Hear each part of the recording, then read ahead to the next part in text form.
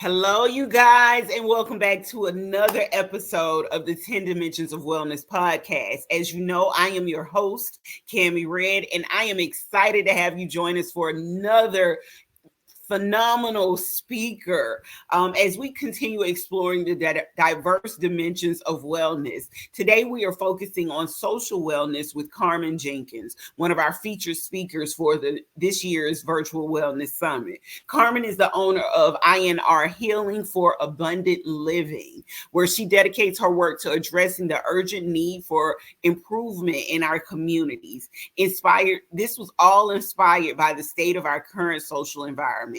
Karmin is passionate about fostering healthier, more connected communities that support abundant living for all. So in this episode, Karmin will share some insights on the importance of social wellness and how each of us can contribute to building stronger and more supportive communities. So I am going to welcome to the stage right now Mrs. Karmin Jenkins, Coach K, as she likes to be called. Hey. Hello, Coach K, because that's what I'm going to call you for the rest of the episode. That's quite fine, quite fine. How are you doing today? I am doing great. Good to see you and hear you. Likewise. Now, I'm going to jump right into these questions. Okay. I want you to tell us a little bit about INR Healing for Abundant Living and the work that you do in promoting social wellness. Sure. Yeah. So, like many of us, we are where we are in business and even in sharing things with others based on our past experiences. And so, when I was retiring from the federal government, which was in 2017, prior to that, I was an Army soldier and went into the Army Reserves and retired from the Army Reserves in 2006. So I did some clinical social work for many, many, many years. And the culmination of that came in 2017. I was doing some community outreach. Only God got me there through the Department of Immigrations, actually. And so I was retiring and just kind of like, what am I going to do now? And knew I didn't want to go back to clinical work, but I still wanted to be connected with people in a way that I could pour into them.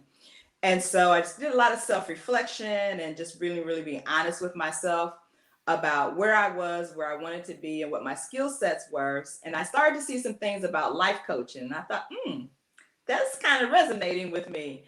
So I did some more research and found out that there are a variety of different kinds of coaches.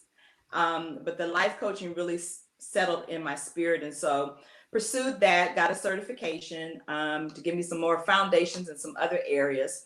So I have been providing life coaching services to women since about 2018, but still wanted to do a little bit more and have women be able to dig deeper so that they really could hone in on who they are and why they're here in this world, what their purpose and their destiny is. And so started coaching women veterans and really started having a sense for wanting to be able to pour into mothers that have adult daughters, because those relationships and dynamics can be all kinds of different things. And also now supporting fathers that have adult daughters. And so from my own personal experiences, I have been able to look at the totality of life, where we are, and really how we should be living life. And I'm a Bible believer. I believe in the Word of God. And so Scripture tells us in St. John 10 that Jesus came to give us life, that we would have life more abundantly. And so that word abundance has been really a part of my life platform. And so my business is called Inner Healing for Abundant Living, because oftentimes there are things within us that we need to have healed or even removed so that we can live the life that we have been meant to live. And so that's kind of where I am. I really am still even in this healing process of some areas of my life myself, and being very transparent about those at this point. I feel that if I'm going to be authentic and be originally who I've been created to be, I have to be in a holistic place of wellness so that I can share with other women that may not quite yet be comfortable sharing with others some of the trials and tribulations that they've been through. And so through that, it's allowed me to connect with people in my community who are very passionate about having a holistic, healthy community. And so that's kind of where that social wellness comes into play. But in order to be my best self for my community, I've got to be my best self to myself first. I love it. Now, what are some of the key issues that you're seeing as you're working with people today?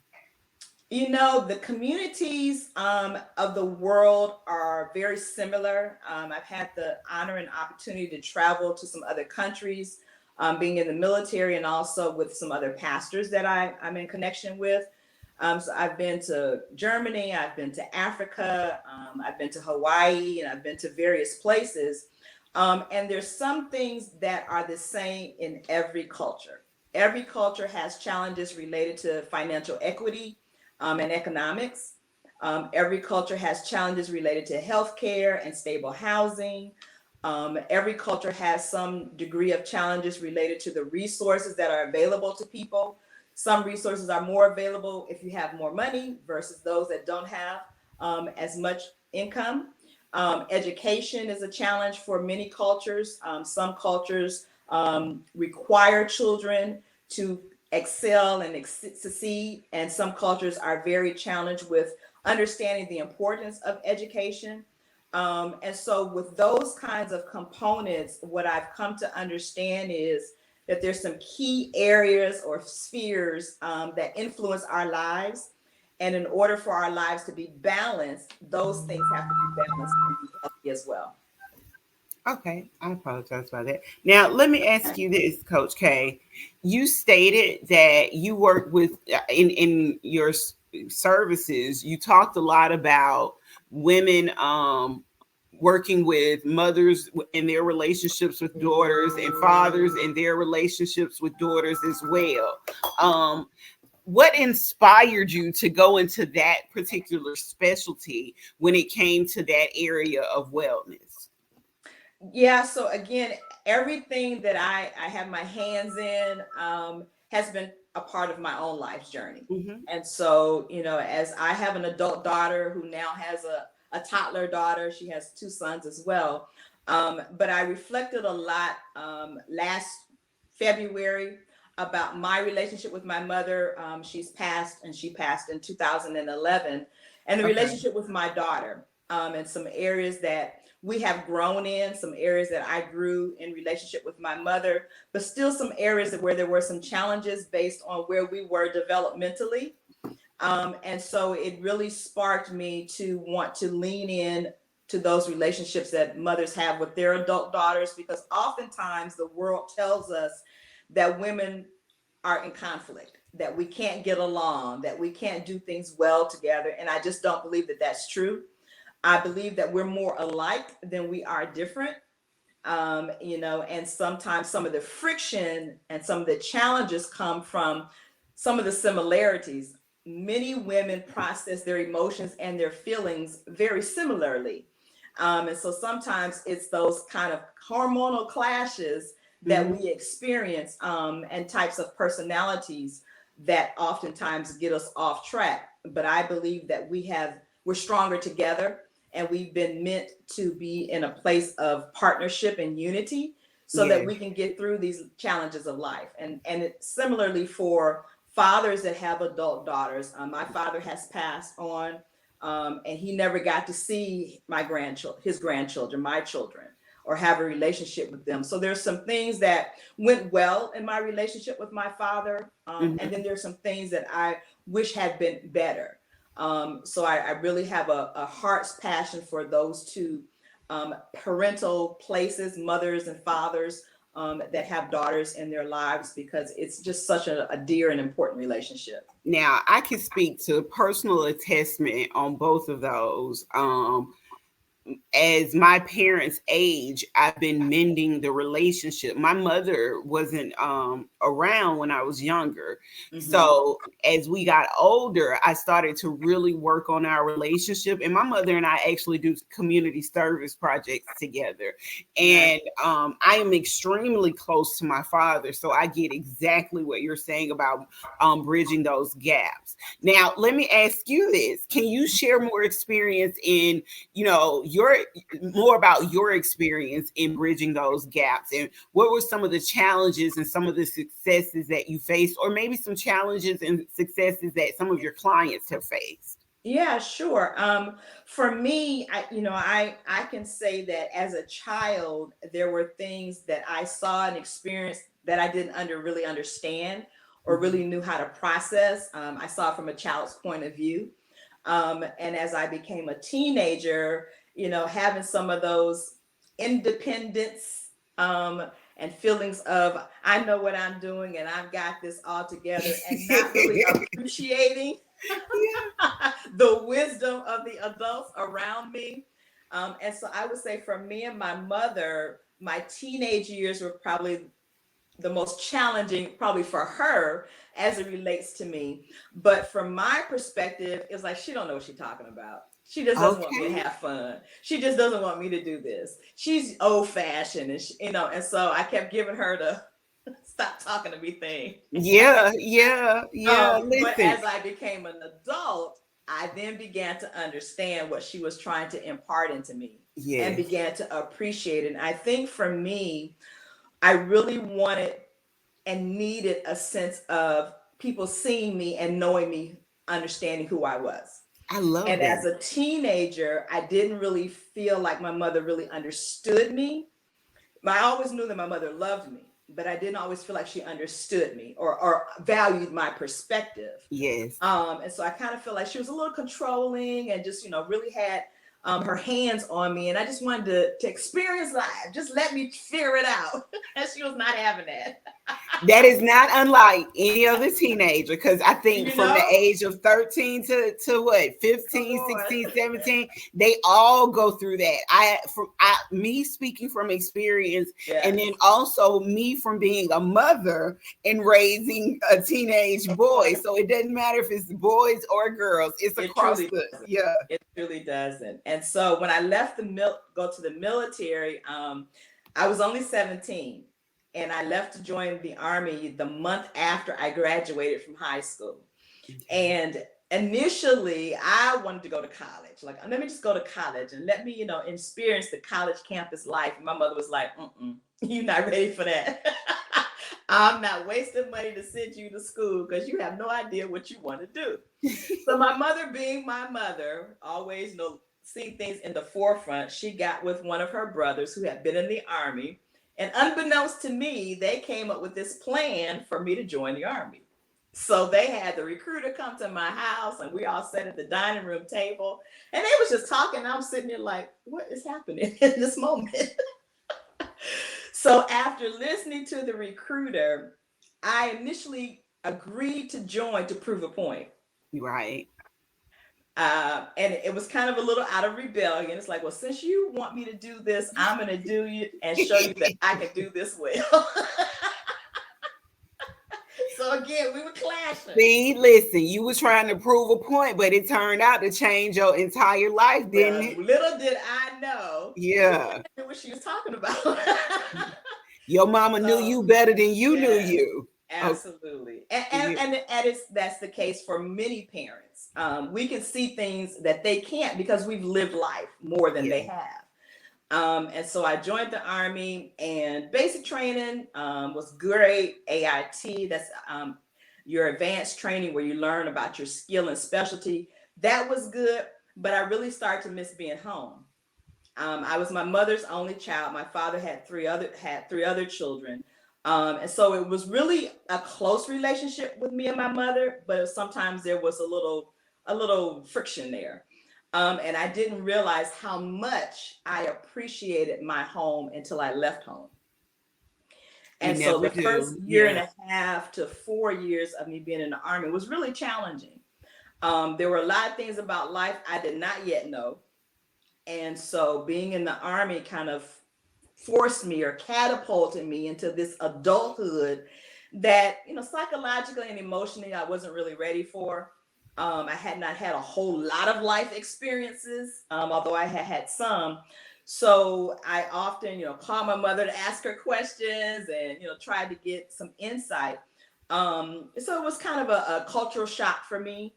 But over time, I actually ended up reenlisting after I got over being a little angry. I kind of felt initially like my mother just sent me away.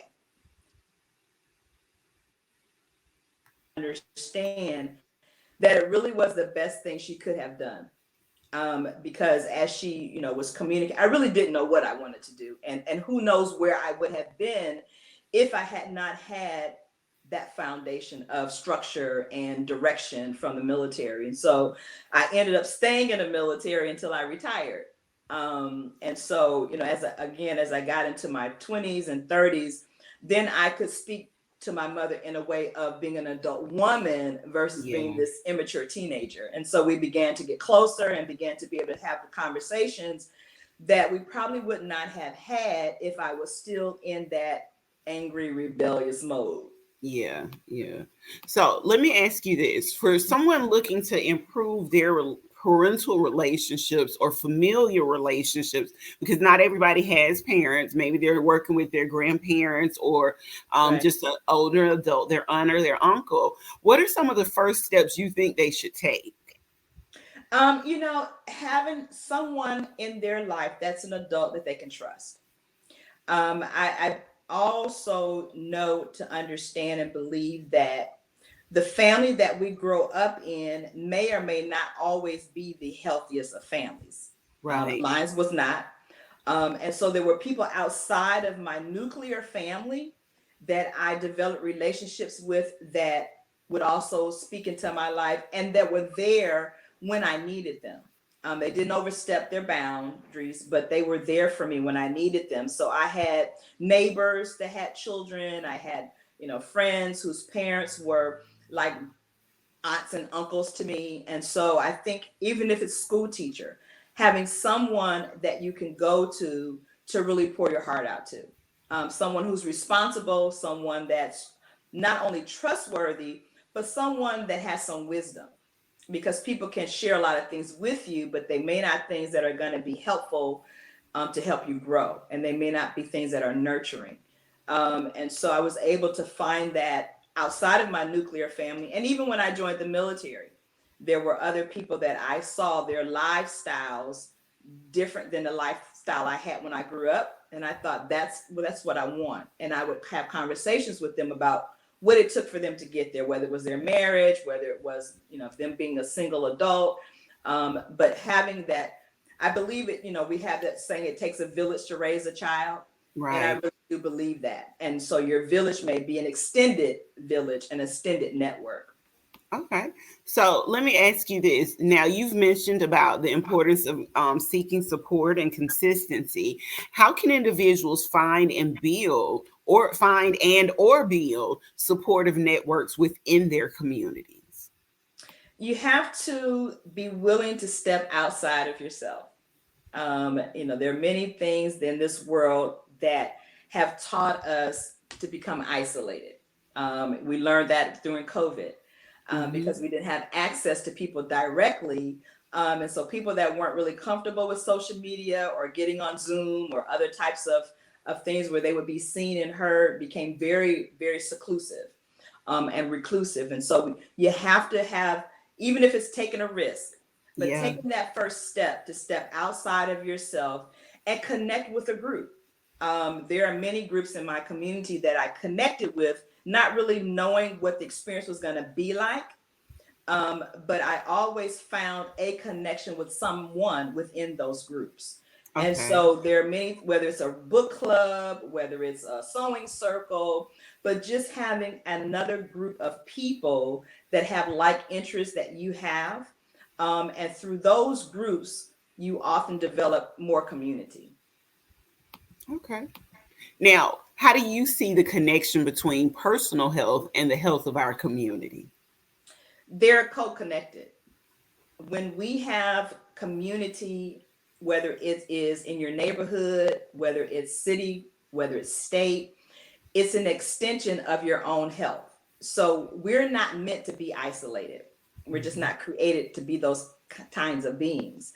And so we need for our own psychological, emotional, spiritual um, development and health to be connected to other people. And so when you are connected with other people, it actually helps to make you healthier. I love that. I love that. That last line, when you connect it with other people, it actually makes you healthier. I love that. Now, how does social wellness contribute to the overall thriving of a community? The healthier the people in the community, the healthier the community will be. Ah, Miss So, Coach K, you just dropping gems for them today. so I'll repeat it again. The healthier that the people in the community are, the healthier the community will be. So when Oh, we look at communities, and that's not to say that there won't be tragedy or violence in a community. We've all been witnesses to those. okay. But when the community is healthy and the people come together, you see, even in the most tragic situations, you see how the communities connect and how they come together to support one another. So when we look at communities where there's been a mass shooting, when we look at communities where there's been earthquakes and other kinds of disasters, those communities that have the healthiest of people in them come together for the betterment of the community. So they step outside of themselves to do what's in the best interest of those around them. Okay, let's expand that a little bit more. What are some ways people can actively contribute to the well being of their communities? Find out what the needs are. I mean, it's really not as complicated as we make it. So, for Okay. example, I live in a cul-de-sac. So there are like 8 houses in my cul-de-sac. So for my cul-de-sac to be healthy and to be healthier than the community around us, we have to be connected and we have to have some concern about one another. So I know most of the families in my cul-de-sac, not just by waving when I go out to check my mail. I know the spouse, I know the wife, the husband. Um, Even when I'm not at home, I have neighbors that will look out for my home. And I do the same for them. So that means we've had some communication and we've developed the relationship to the degree that when you need me, I'll be there. Okay. Now, what roles does common interest, like you just stated, you guys live in a cul-de-sac. How does that play into fostering social wellness within your community? We have like concerns. So, I'm not a horticulturist, I'm not a yard person, but there are various persons in my cul-de-sac that I can go to and have gone to say, what do I do about this? So that means I had to step out of my comfort zone, right? And ask for assistance in an area that I'm not really sure about what to do. And readily they will say, well, you need to do this, or you need to put this down, or you need to be mindful of whatever that is. Whether it's getting rid of weeds, whether it's, the trees are growing all kind of ways and it's time for them to be trimmed.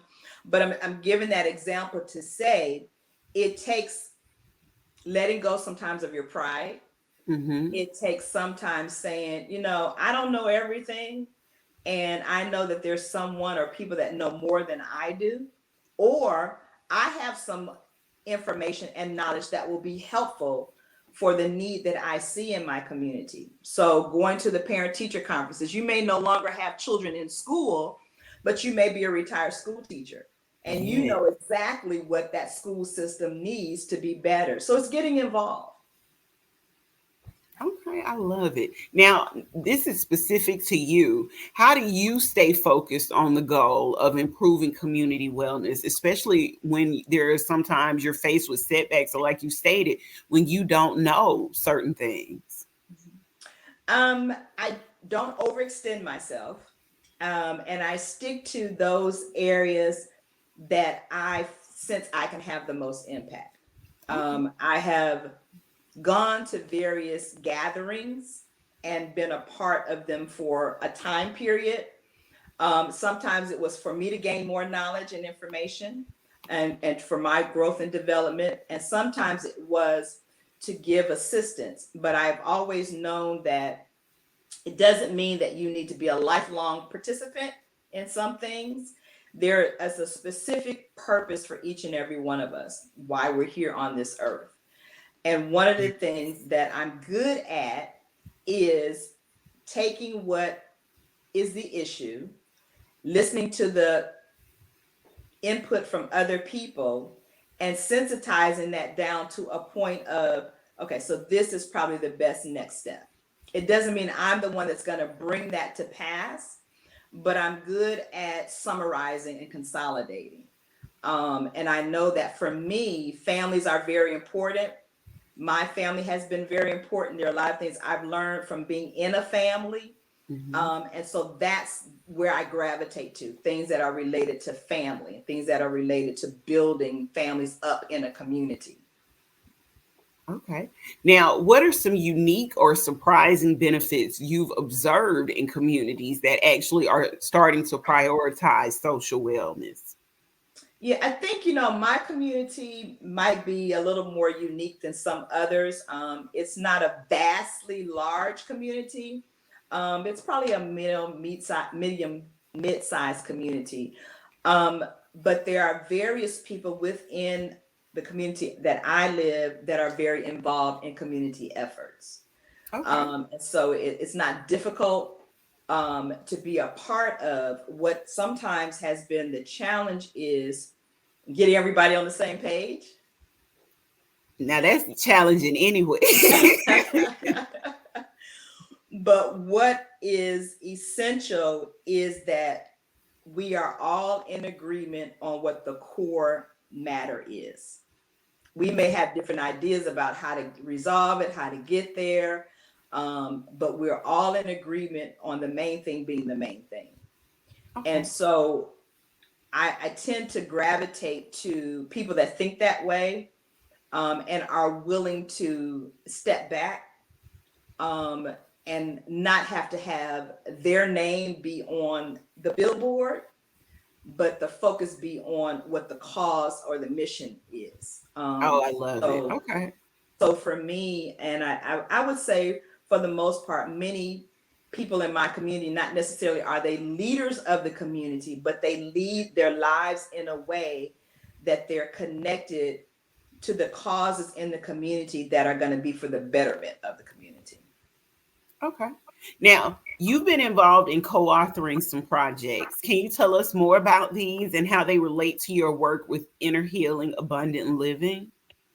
Yeah, and it's also a part of social wellness. I don't see Yes. social wellness just as the family and the city where I live. It's this world. We are a social entity with interconnected components and parts. And so um, this year, I don't know exactly how I got there. It was You not put before yourself out there. That's how you got there. because I am not an avid enjoyer of reading, nor am I a person that loves to write. The two most challenging subjects I had in school was English and math. So go figure. Well, listen, you talked But about putting yourself out there. You said that earlier. So don't exactly, say you don't know how you got there. You got there because you took your own steps. we're gonna agree on that. Yeah, you took your own steps and you put yourself out there and Yeah, you went outside of your comfort zone. So, yeah. absolutely. And still am. And so through social media, it can be a benefit or it can be a hindrance. But I was honored to connect with some other women, just as I have been able and honored to connect with you, that had some anthology projects that they have already done some in the past, and they had some new ones for this year. And so the ones that I was led to were ones that really spoke to me. And so the first one, and they all have not yet been released, was In the Pursuit of Fearless Living. Well, I was like, Ooh. that exactly is what I'm doing. I love that though. You got to keep us posted on when they get released because we want a Yes, part of that. absolutely. And hopefully that one will be out in another month or so. And Okay. then the second one was Turning My Pain into Purpose. So they all really speak to what I am doing currently. Um, and then I have been honored to be a part of one that's not going to be out until next year. And it's with an organization called Women Thrive. Hmm. And I really feel like this is the season of my life where I am thriving. And then the last one is going to be next November, and it's a military one. It's a doctor was in the Army, and he was looking for veterans and other people to participate in his anthology. And a part of the one that I'll be writing, each one have been a chapter in the book, the projects I'll be writing on, encouraging people and empowering them in some kind of way. So all of them have come from a place of where I am or where I have been, but it's all a part of social wellness. It's a way that I can pour into others without physically having to be there. They can read and receive something from the writings that will help them to feel empowered, to move forward, to thrive more than they may already be thriving, and to really understand that their life matters. All of us have a story, and all of our stories matter, and we need to be able to hear from one another, so that's a part of community. Okay. Now, how do you balance your personal wellness with your commitment to improving social wellness in the community? I make sure I take care of myself. I take time for me. Some of my friends tease me about it, but I do. Because if I'm not well and healthy, I can't be healthy for somebody else. I have not always done that, though. There were many years of my life where I would put other people before myself. And I learned that that is not a good practice. And so I take time, I won't say every week, but I carve out time on a regular monthly basis just for Karmin. If it's not anything but taking myself to the movies or taking myself out to dinner, I might go get a manicure and a pedicure, but doing something for me. Even for my birthday, which is this month in September. Happy birthday, Coach K. Go ahead. Yes, last year I said to myself, I'm going to take Yes. myself on a vacation, which I've done before, but I've Okay. never gone out of the country by myself. Oh, where are you going? And I said next year it's going to happen. So I'm going to an island location. I'm All not telling right, you I exactly, got but you you. got to stay tuned to enhance my social wellness. And Okay. learn about some other cultures. But again, it's taking those steps. They may be a little, uncertain. You may feel a little shaky in your knees, but every step brings strength. And Yeah. so, that's a part of my platform. If I'm going to tell people that they have a life to live that's abundant, I got to show people that I'm doing it as well. I love it. Now, what are some key factors that you believe are essential for communities to thrive socially? I think that the three key factors are interconnected social systems. They have to be interconnected. All the systems need to be connected in a way that they're working together. That's one. So the medical with the legal, with the law enforcement, with the education, those major entities need to be in an interconnected compact or partnership. The second one is that those cultures within the community need to have an identified point of contact. So, what does that look like? So, if the predominant culture in the community is Indian, there should be someone within that community that is connected with those systems, so that when persons within that culture need any kind of help, they know where to go in a lateral way.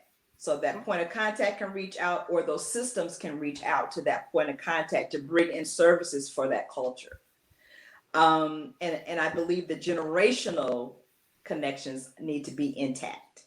So the younger persons need to feel that the older persons in the community understand their points of view and positions, as well as for the elderly community, because a lot of times we leave them out on both ends. We leave out Yes, the we younger do. portions of our Yeah. community, and we leave out the elderly portions of our community. And then the age groups in between, they're just doing all kinds of different things. So there needs to be a thread of bonding within those generations, so that when one is having a challenge, all of those generations come together. So I think all along what I have been describing is what we would call unity. And that looks different for various people. Yes. But unity just means that we all are coming together. We may not all agree on the same things, but we're unified in a way that it's going to be of help.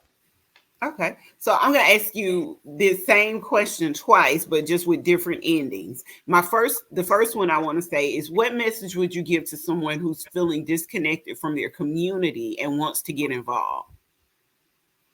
Um, it's the same as, you asked earlier about, how do you find someone that you can be connected to? It's gonna again take us reaching out to just the next person that is like you, looks like you, sounds like you, talks like you, thinks like you, and we find those most often through social media, but everybody's Mm-hmm. not on social media. But there are still ways to reach out and to find people, particularly for people who can't get out of the home. Yeah. There's some people, because of disabilities, they can't leave their home, but there's helplines, there's hotlines, there's still ways to connect and be connected. So again, it's still reaching out. Okay. And my next one is the same question, but this one is actually about family. What messages would you like to give to someone who feels disconnected from their family and want to improve those relationships? That's a challenge. That's a difficult one, because some families are not willing to Set hear. up, yeah, set up or equipped for that. Go ahead. And so sometimes we have to build our own families. And that would be what I would encourage people to do.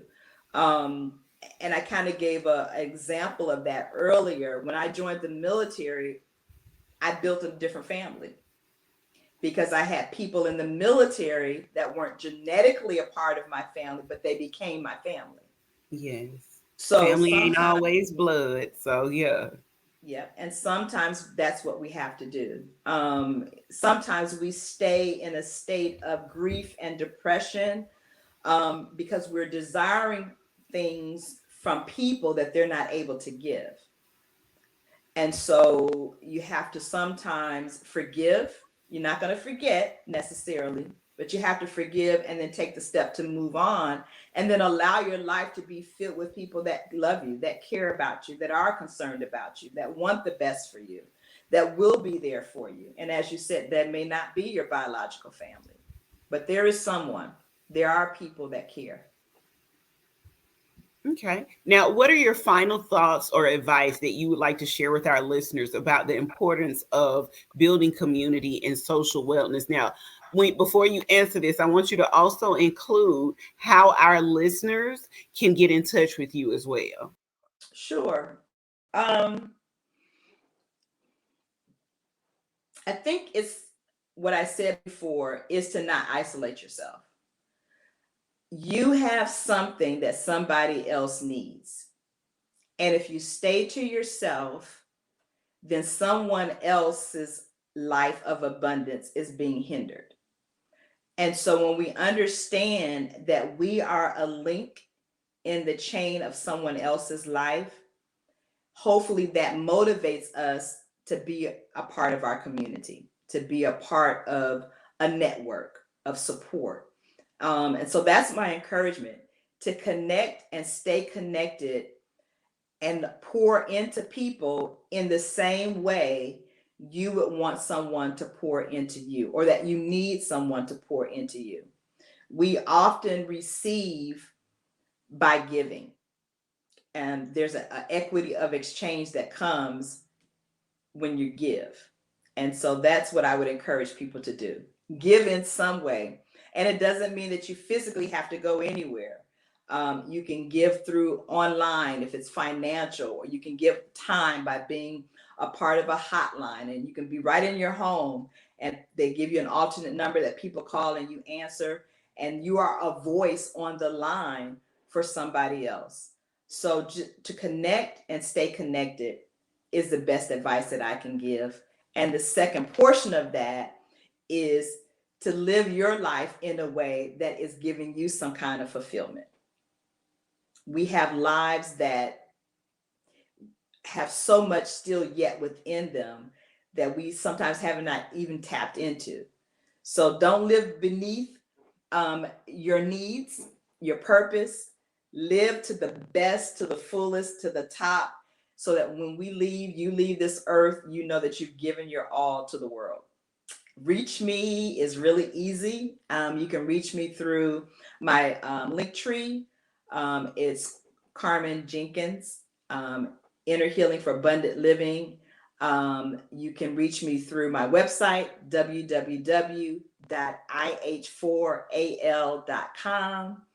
Those are the easiest ways to reach me. My email address is healing@ih4al.com, and all that's on the link tree or on my website. Absolutely. So hopefully, yeah, we'll put it on the description of this podcast episode as well. Okay. Yeah, you've gained, a little nuggets, some nuggets today. Yes. And listen, don't let me say this. You can also reach her at the 10 Dimensions of Wellness Summit at the end of this year. The link is going across the bottom of the screen because Ms. Karmin will be speaking to us about social wellness there as well. So you got a little glimpse today, just a little glimpse into what she will be talking about with us. So Ms. Karmin, I want to first just say thank you so much for being a part of the podcast. Thank you for being a part of the virtual summit as well. This has been a joy. You guys, let me just say, you can check out Ms. Karmin, and I'm going to put her information on the screen. That's a wrap for us today on this episode of the 10 Dimensions of Wellness podcast.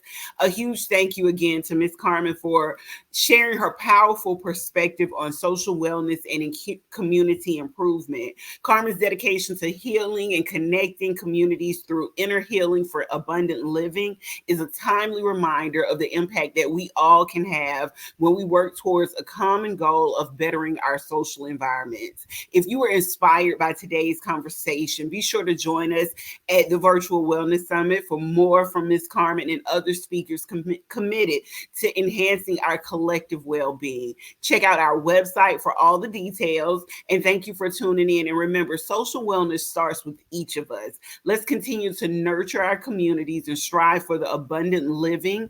Until next time, take care and stay well. And don't forget to like, subscribe, share, and follow the podcast on whatever platform you're listening or watching it on right now. Thank you so much and have a great day, you guys.